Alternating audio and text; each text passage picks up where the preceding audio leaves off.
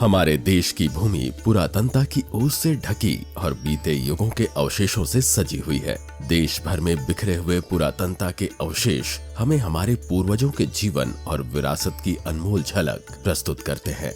बीते कुछ वर्षों में पुरातत्वविदों और इतिहासकारों ने खोई हुई सभ्यता और कालातीत साम्राज्यों की कई कहानियां उजागर की हैं। सतह के नीचे दबी कई पहेलियों में बीते वक्त के साथ लुप्त हो चुकी प्राचीन संस्कृति का रहस्य शामिल है। हमारे राज्य झारखंड में मौजूद असंख्य खजानों के बीच बेनी सागर इतिहास के रहस्यमय आकर्षण के प्रमाण के रूप में खड़ा है। यहाँ मौजूद प्रत्येक ईंट, प्रत्येक कलाकृतियाँ सदियों पुरानी कहानियों को खोलने की कुंजी रखती हैं। यहाँ दीवारों के अवशेष और क्षतिग्रस्त मूर्तियों के बीच एक संपन्न सभ्यता के अवशेष मौजूद हैं। अंग्रेजी में एक कहावत है, history speaks with us in the language of monuments, अर्थात इतिहास हमसे इमारतों की भाषा में बात करते हैं। वैसी इमारतें जिनका निर्माण लगभग आज से 1000 वर्ष पूर्व या 500 वर्ष पूर्व किया गया हो, वो आज भी हमें उस वक्त की स्थापत्य कला, उस वक्त की संस्कृति और उस वक्त की सभ्यता की जानकारी देते हैं। हमारे राज्य झारखंड में भी ऐसे कई ऐतिहासिक धरोहर मौजूद हैं जिन्होंने अपने अंदर कई महत्वपूर्ण दस्तावेजों को समेट कर रखा है। आज हम चर्चा करने वाले हैं रहस्य के सागर की। हम आ चुके हैं बेनी सागर में।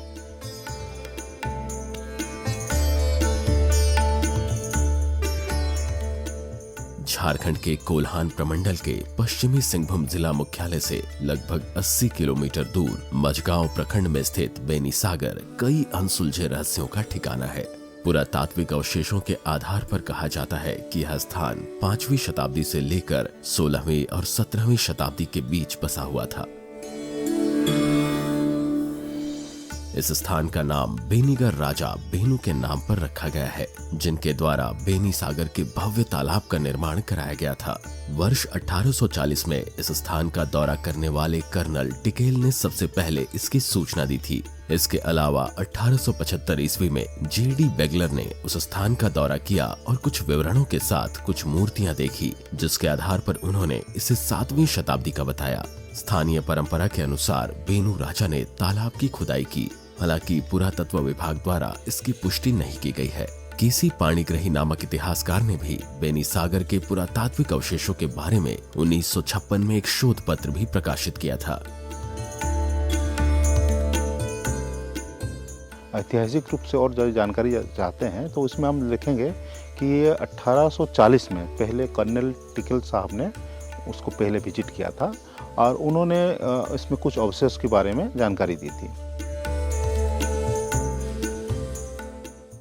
फिर 1875 में पुनः इसको जेडी बेगलर साहब ने विजिट किया। उसको जो साइट्स में जितने एंटिक्विटीज़ जो थे या जो स्ट्रक्चरल एलिमेंट्स उस समय थे, उसको स्टडी करने के बाद उन्होंने बताया कि ये हो सकता है कि 7th-8th सेंचुरी एडी के आसपास में हो।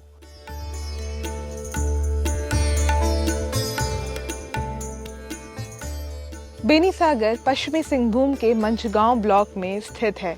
यहाँ वर्ष 1840 में पहली बार ब्रिटिश कर्नल टिकेल ने दौरा किया था और उसके बाद 1875 में जेडी बेगलर यहाँ पर आए, जिन्होंने यहाँ पर मौजूद अवशेषों का अध्ययन किया और अध्ययन के पश्चात उन्होंने ये बताया कि ये लगभग 7वीं शताब्दी के लगते हैं।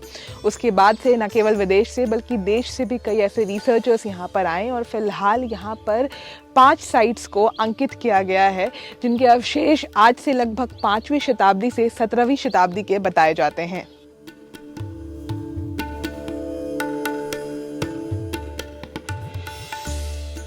2003 में भारतीय पुरातात्विक सर्वेक्षण विभाग ने यहाँ पहली बार खुदाई की। तब से लगातार वैज्ञानिकों की टीम यहाँ शोध व उत्खनन का कार्य कर रही है। खुदाई के दौरान अब तक यहाँ देवी देवताओं की प्राचीन मूर्तियाँ मिल चुकी हैं। पुरालिपिक विशेषज्ञों द्वारा जब इसका अध्ययन किया गया तो इस स्थान का आध्यात्मिक क्षेत्र के तौर पर बसने की बात सामने आई।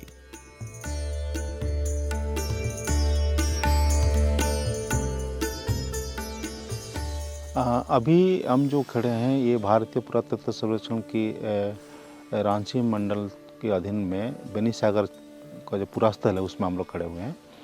ये बेनी सागर का जो पुरास्थल है वो 1938 में ये भारतीय पुरातत्व सर्वेक्षण के अधीन में आया है और इसमें जो नाम पड़ा बेनी सागर, ये कहा जाता है कि बेनी राजा जो थे, इसको यहाँ पे एक टैंक खुदवाए थे, उन्हीं के नाम पर ये स्थल पड़ा है। और उसमें जब 2004-05 के बाद जो खुदाई हुई, उसमें बहुत सारे जो पुरावशेष हम लोग को मिला है, जिसमें आप देखेंगे कि यहाँ पे टेम्पल कॉम्प्लेक्स है और उसके साथ साथ कुछ और भी सेकुलर कॉम्प्लेक्स है, जहाँ पे हो सकता है कि जो पूजा विधि से जुड़े हुए कुछ अवशेष और हैं।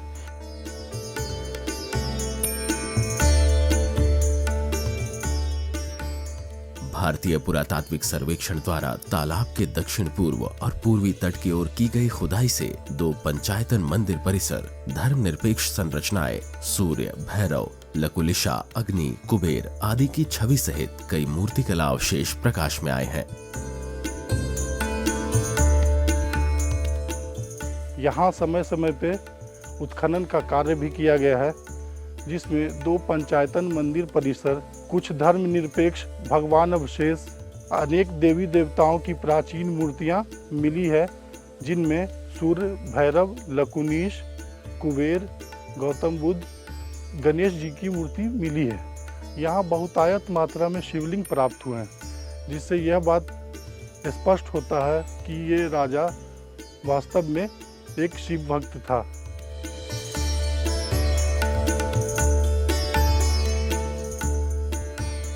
भारतीय पुरातत्व सर्वेक्षण द्वारा देश के 100 सबसे प्रमुख पुरातात्विक स्मारकों में से एक के रूप में मान्यता प्राप्त बेनी सागर झारखंड राज्य की समृद्ध सांस्कृतिक विरासत और रहस्यमय अतीत के प्रमाण के रूप में खड़ा है। प्राचीन समय की धुंध में डूबा यह पुरातात्विक स्थल खोजकर्ताओं और विद्वानों को इसके रहस्यों को जानने और इसके ऐतिहासिक अतीत को समझने के लिए प्रेरित करता है।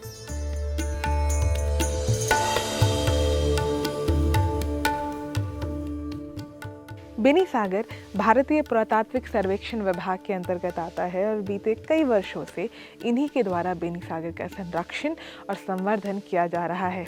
ASI द्वारा बेनी सागर को भारत के 100 सबसे प्रोमिनेंट आर्कियोलॉजिकल मॉन्यूमेंट्स की श्रेणी में भी रखा गया है। बीते वर्षों में इस जगह को एक पर्यटन स्थल के रूप में भी विकसित करने पर कार्य किया गया है। कई सारी ऐसे फैसिलिटीज़ हैं जिस पर ध्यान दिया गया है ताकि यहाँ पर जो टूरिस्ट आते हैं उन्हें ना केवल साइट्स के बारे में जानकारी मिल सके, बल्कि उसके साथ ही साथ थोड़ा अच्छा वक्त भी वो यहाँ व्यतीत कर सकें।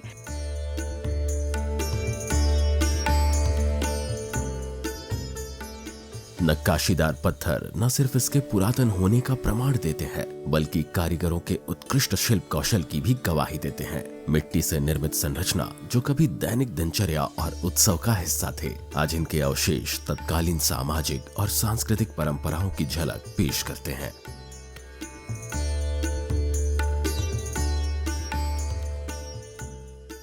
लेकिन ये कलाकृतियां केवल कल्पना को ही मोहित नहीं करती, इनमें वे रहस्य हैं जिनका सटीक रहस्य उद्घाटन करना आज भी बाकी है।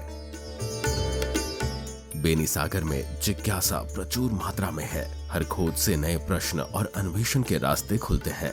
पौराणिक दृश्यों को दर्शाने वाली जटिल नक्काशी से लेकर स्थापत्य चमत्कारों के अवशेषों तक बेनी सागर अपने अंदर असंख्य अनकही कहानियों को समेटे हुए है।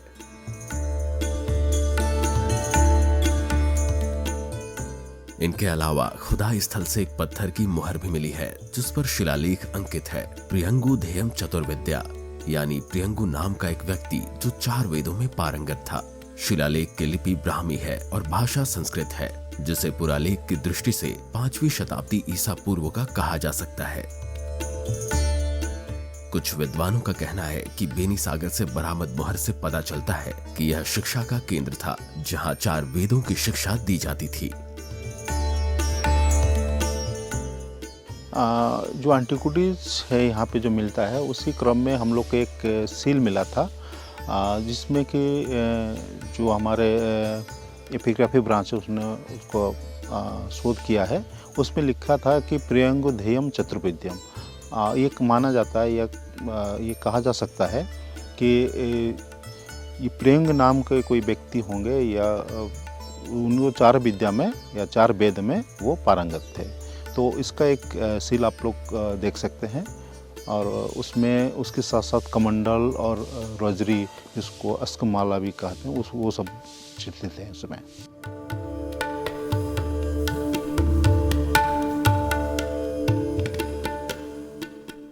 बेनी सागर में खनन के दौरान प्राप्त हुई मूर्तियों को एक संग्रहालय में रखा गया है। यह संग्रहालय इतिहास का एक अभ्यारण्य है जहां पुरातत्व की कहानियां जीवंत हो उठती हैं। यह संग्रहालय आगंतुकों को बेनी सागर के ऐतिहासिक अतीत की गहरी समझ प्रदान करता है।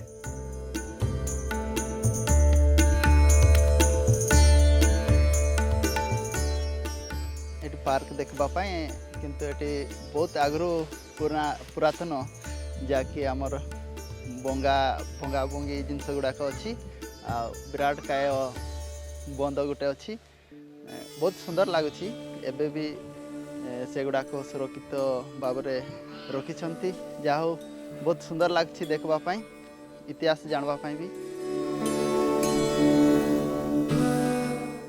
बहुत गुड़ाए मूर्ति गुड़ाक अच्छी जाकि एमती देखा गले स्वयं शिव बाबांकर मूर्ति अच्छी म्यूजियम भी अच्छी सेठी बहुत पुरातन जिनस गुड़ाक भी बहुत सुंदर भाव में रखाई।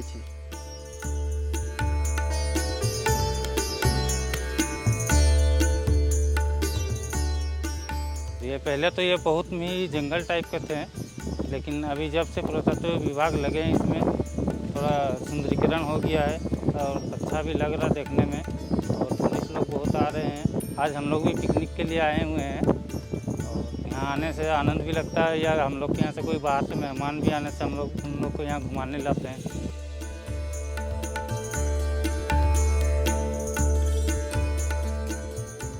जितने भी लोग यहाँ पे आके जो भी यहाँ पे साज खुदाई किए हैं 5वीं शताब्दी से लेकर के 16वीं शताब्दी तक के यहाँ पे साज मिले हैं, जो भी यहाँ पे मिले हैं कंजर्वेशन में जो भी मिले हैं यहाँ पे साज से पता चलता है कि 5वीं से 16वीं शताब्दी के बीच तक के यहाँ पे जितनी भी चीज़ है।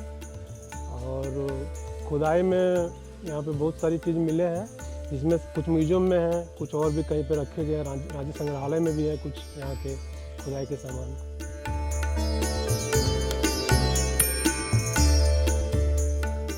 संग्रहालय के दीवारों के भीतर बेनी सागर के रहस्य को सहजता से संरक्षित और प्रदर्शित किया गया है। पत्थर पर उकेरी गई नक्काशी, टेराकोटा निर्मित सामग्रियों के अवशेष और अन्य पुरातन वस्तुएं संग्रहालय की शोभा बढ़ाते हैं।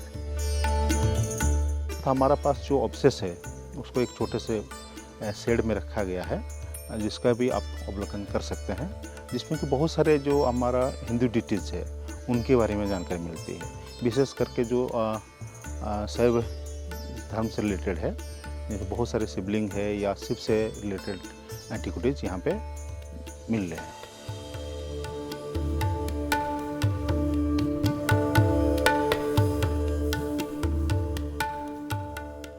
बेनी सागर में एएसआई द्वारा एक संग्रहालय का निर्माण किया गया है। ये जो संग्रहालय है यहाँ पर एक्सकवेशन के दौरान जो भी मूर्तियाँ प्राप्त हुई थी उसे रखा गया है। उसके साथ ही साथ कुछ टेराकोटा स्कल्पचर्स भी प्राप्त हुए थे, उसे भी रखा गया है। उस वक्त की ईंटों को यहाँ पर रखा गया है ताकि लोगों के बीच में इस जगह से जुड़ी जो कुछ भी जानकारी है वो दी जा सके।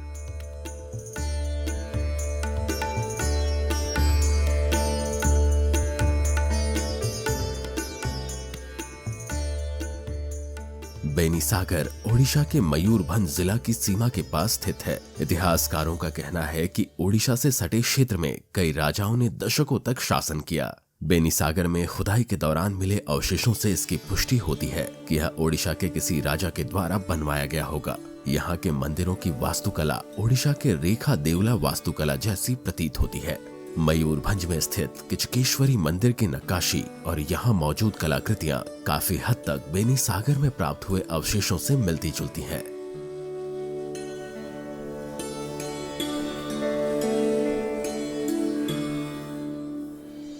किचकेश्वरी मंदिर में मौजूद संग्रहालय आकर्षण और जिज्ञासा का केंद्र रहा है। यह संग्रहालय ओडिशा का दूसरा सबसे पुराना संग्रहालय है। भारतीय पुरातत्व सर्वेक्षण द्वारा खुदाई के दौरान मिली गई कई आकृतियां इस संग्रहालय में संरक्षित हैं।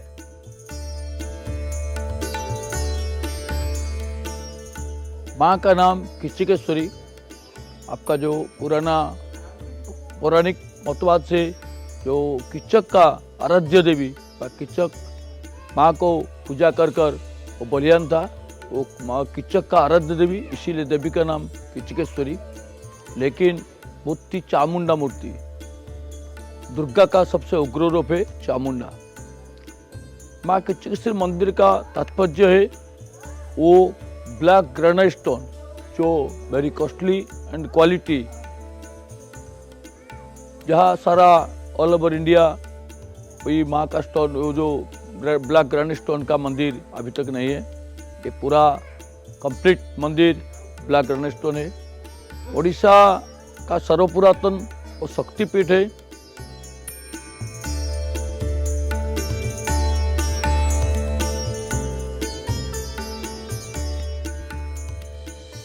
नाइनटीन 1930 पर मयूरभंज महाराजा प्रताप चंद्र बंधु वो मंदिर को फिर पुनर्निर्माण किया। उसी टाइम वो मंदिर का आसपास 7 मंदिर था।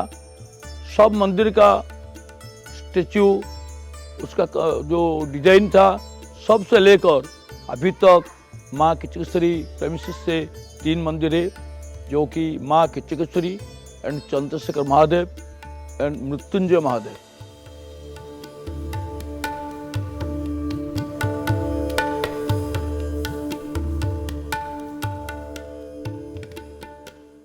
माँ का मंदिर पार्श्व में ओडिशा का सर्वपुरातन म्यूजियम जो खिचिंग म्यूजियम है। आपका जो 9th to 10th century AD में जो आर्ट्स, कल्चर एवं विभिन्न जो धर्मावलंबी था, जैन, बुद्ध, शाक्त, सूर्योपासना, वेरी कॉस्टली और क्वालिटी मूर्ति अभी तक भी खिचिंग म्यूजियम में रखा हुआ।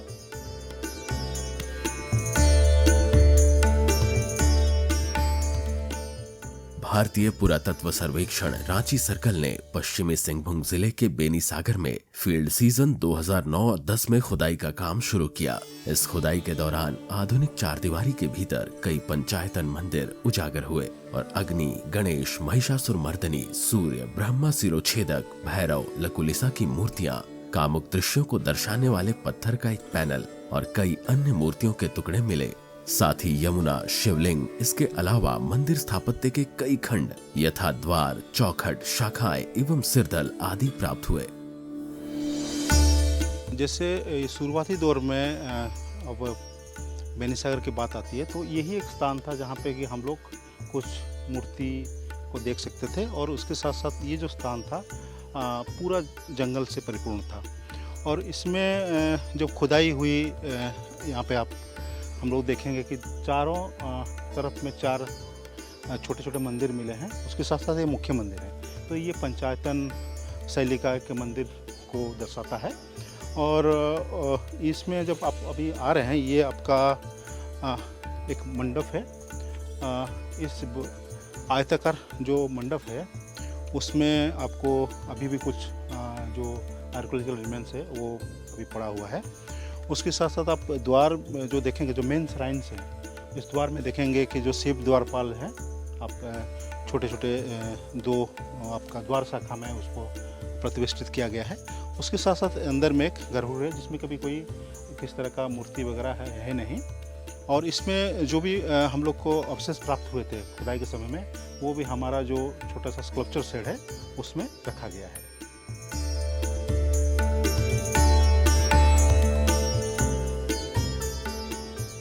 गूढ़ शिलालेखों से लेकर दिलचस्प कलाकृतियों तक हर खोज न सिर्फ जिज्ञासा और अटकलें जगाती है, बल्कि अनकही कहानियों और भूली गई किंवदंतियों की ओर इशारा भी करती है। रहस्यों से भरा है ये बेनीसागर। ऐसे में रहस्यात्मक चीज़ों का मिलना तो लाजमी है। यहाँ एक बड़ा ही ख़ास पत्थर है जिसे जब आप छोटे पत्थर से मारते हैं तो उसकी बजने की आवाज़ आती है, और उसके बारे में कहा जाता है कि शायद उस वक्त जो यहाँ राजा रहे होंगे वो जनता को बुलाने के लिए इसका इस्तेमाल करते होंगे। अगर हम इसके वैज्ञानिक अर्थ के बारे में बात करें तो इस जो पत्थर है इसमें आयरन या लौह की मात्रा अधिक है, और जब भी हम छोटे पत्थरों से इसे मारते हैं तो इसमें इलेक्ट्रिक स्ट्रेस पैदा होती है, और जब वो स्ट्रेस रिलीज़ होता है तो हमें इसकी बजने की आवाज़ आती है। एक बार मैं आपको बजा कर सुनाती हूँ तब आप जानेंगे कि कितनी ख़ास है ये चीज़।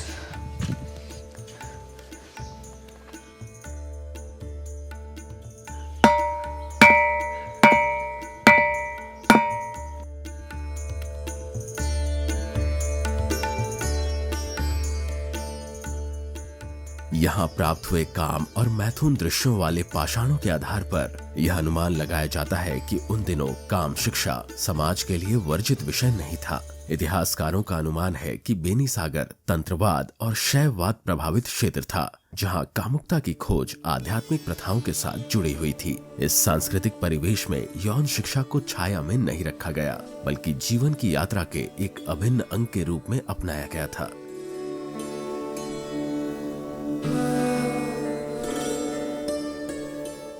जब हम इन स्कल्पचर्स पर नज़र डालते हैं तो ये समझ बैठती है कि कुछ तो खैर देवी देवताओं की मूर्तियां हैं, उसमें भगवान गणेश की मूर्ति शामिल है, भगवान शिव की मूर्ति भी यहाँ पर मौजूद है। उसके साथ ही कुछ ऐसे भी स्कल्पचर्स मौजूद हैं जिन्हें देखकर खजुराहो टेम्पल में मौजूद स्कल्पचर्स के बीच की समानता आपको नज़र आती है। एक बात इससे ये भी पता चलती है कि उस वक्त के जो लोग थे उनमें यौन विज्ञान से जुड़ी शिक्षा भी मौजूद थी।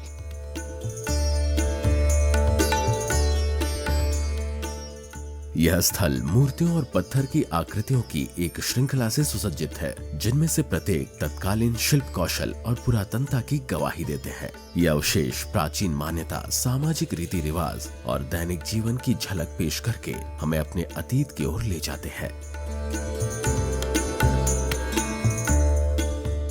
ये एक सीक्वेंस में 7 शिवलिंग टेम्पल्स हैं।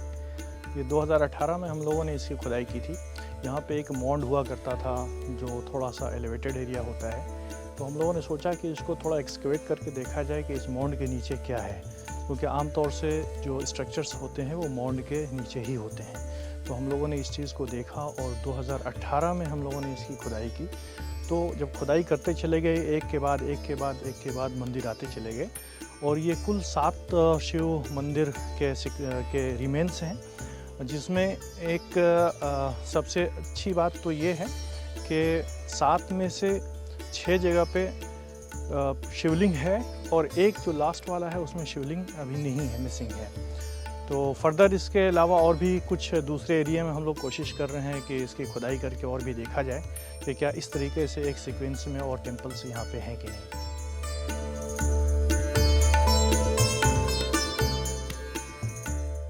इस खुदाई के बाद ये चीज़ तो बिल्कुल कंफर्म्ड हो गई कि यहाँ पे ये जो एरिया है बेनीसागर का मोनामेंट जो हम लोग कहते हैं, इसमें शिव मंदिर के काफ़ी सारे बहुत रिमेन्स हैं, बहुत सारी चीज़ें हैं जो शिव मंदिर की तरफ इंडिकेट करती हैं।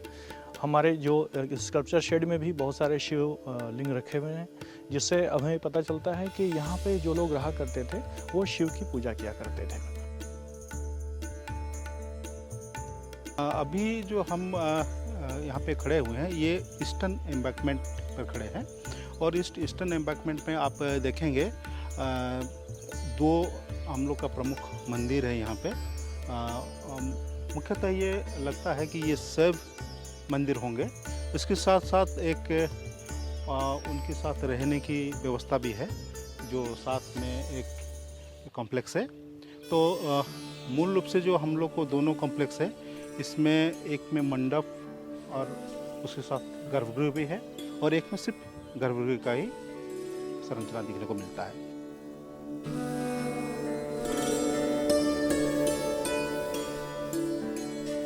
इन बहुमूल्य अवशेषों को संजोना एवं इनकी रक्षा करना अत्यंत आवश्यक है, क्योंकि ये केवल अतीत के अवशेष मात्र नहीं, बल्कि प्रबुद्ध भविष्य की ओर हमारा मार्गदर्शन करने वाले प्रकाश स्तंभ है।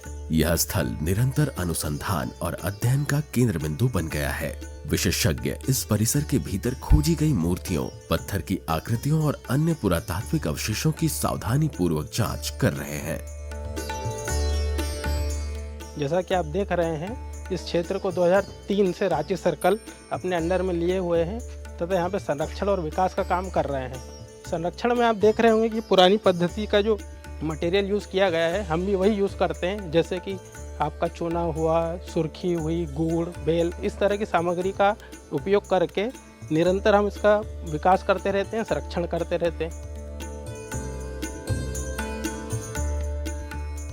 तो गेस्ट में जितना विजिटर आते हैं, हम लोग पहले रजिस्टर में एंट्री करवाते हैं, उसके बाद अंदर छोड़ते हैं। तो कहीं हम लोग का वहाँ खुदाई के दौरान जितना मूर्तियाँ मिला है उसमें म्यूजियम में रखा गया।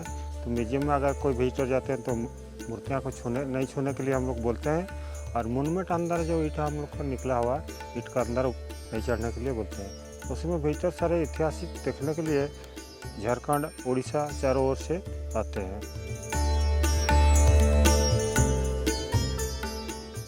इन कलाकृतियों, संरचनाओं और स्थलों की सुरक्षा और संरक्षण करके हम यह सुनिश्चित कर सकते हैं कि आने वाली पीढ़ियां मानव इतिहास के समृद्ध चित्रपट से ज्ञान अर्जित कर सके और उनकी सराहना कर सके। संरक्षण प्रयासों के बिना हमारी विरासत के यह अपूरणीय खंड हमेशा के लिए खो सकते हैं। जरूरी है कि हम अपनी सभ्यता और दुनिया की समझ को आकार देने में इसके महत्व को पहचानते हुए इन ऐतिहासिक अवशेषों के संरक्षण और सुरक्षा को प्राथमिकता दें।